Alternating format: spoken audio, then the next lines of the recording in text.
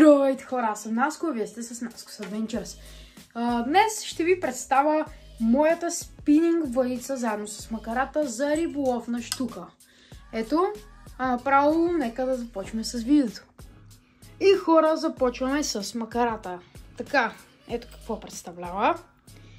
И първото впечатление ви прави, че е доста голямо. Ами всъщност макарата, която най-добре се използва за спининг риболовна щука, е номер 4000. Задължително трябва да е номер 4000, защото щуката е доста силна риба. И като цяло това е най-добрата алтернатива за спининг риболовна щука. Така, макарата е средна класа, доста добра. Както виждате, тук има едно топче, което позволява доста добър и супер удобен захват. Например, когато хвана голяма риба, мога да издърпам супер удобно. Много бавно и хубаво върти.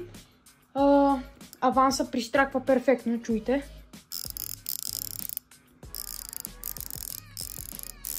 Перфектен аванс. Така, марката е Zeus 4000, има 4 водача, което е абсолютно достатъчно за една перфектна спининг макара за щука. Аванса за спининга най-добре да е преден, защото е по-удобно. Скобата пристраква перфектно. Освен това, макарата е изцяло метална, въпреки че не е толкова тежка, има алуминиеви части. Като цяло шпулата е също доста добра. Влакното, което използвам, не мога да ви кажа всъщност номера, но е плетено задължително 8 нишково. За щука е задължително да е 8 нишково. Сега пък може като цяло да разгледаме самия дизайн на макарата и може да видим като цяло тялото е черно, доста хубаво, плътно черно, с златни орнаменти. Топчето е също, мисля, че това е супер здрава пластмаса, дори не звучи като пластмаса, много плътна. Това тук е медно ребрение, като цяло доста красива макара, доста удобна, наистина перфектната алтернатива. Върти прекалено добре, много гладко въртене и като цяло тази макара за мен направо се преоткрих с нея, като за първото ми спининг комбо за щука. Мисля, че съм си направил перфектен комплект. Право може да продължаваме с въдицата. И дълго очаквания момент, въдицата. Така, започваме направо да разглеждаме дизайнът. Така, марката е Inquisitor. Inquisitor е една от най-добрите марки за въдици. Самата изработка е на Golden Catch. Искам да видите просто дизайна колко е добър. Първо започваме с задната част, където е мека и когато правите тичове, ето така, и се удря в ръката ви, е доста комфортно. Продължаваме с макародържача. Много красива, изключително удобна изработка. Карбонов. Дизайна е изключително ми грабна окото. Ето как изглежда. Просто мисля, че е много добра алтернатива. Супер удобен макародържач. Имал съм няколко спининг въдици. Този ми изглежда най-удобен и добър. Продължаваме с самата дръжка. Тук е доста мек пак, което много ми харесва. Сега самия дизайн е ето от тази част на въдицата. Тук има меден цвят, бронзов. Доста хубаво. Тук е лакирано с няколко слоя. И вътре има пак медна окръжност, която доста ми харесва. Ето.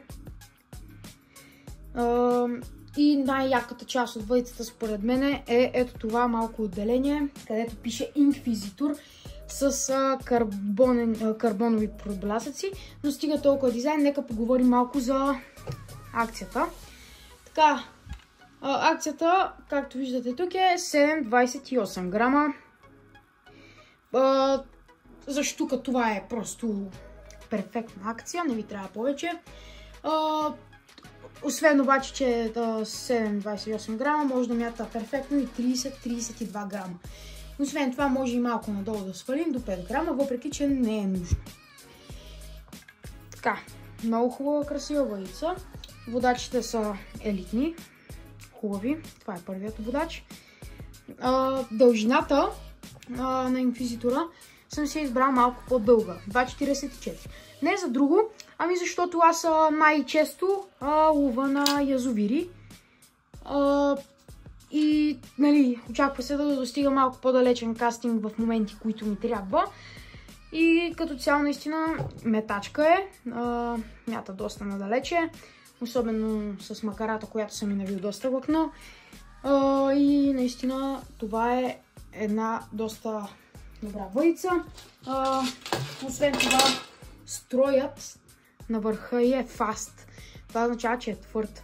Когато видите една въдица и се огъва само ето тук, като я пипнете, като я натиснете, означава, че е лайт въдица, а тази тук е фаст. Защото когато я натисна тук, цялото и тяло се огъва и това означава, че е перфектна да пробие твърдата паст на щуката. Точно това търсим от една щукарска спининг въдица. Така. Това беше видеото, хора. Надявам се да ви било полезно. Както видяхте, представих ви моето спининг комбо. Доста добра алтернатива. Доста добра работа върши.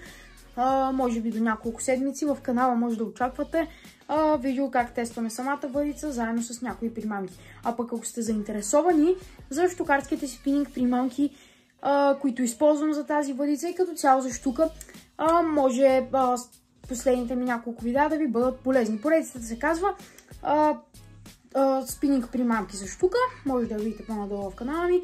Интересна поредица. Но като цяло това беше от мен. Продължаваме да развиваме канала. Вече сме 70 абоната. Благодаря ви. И това беше, хора, от мен. Чао!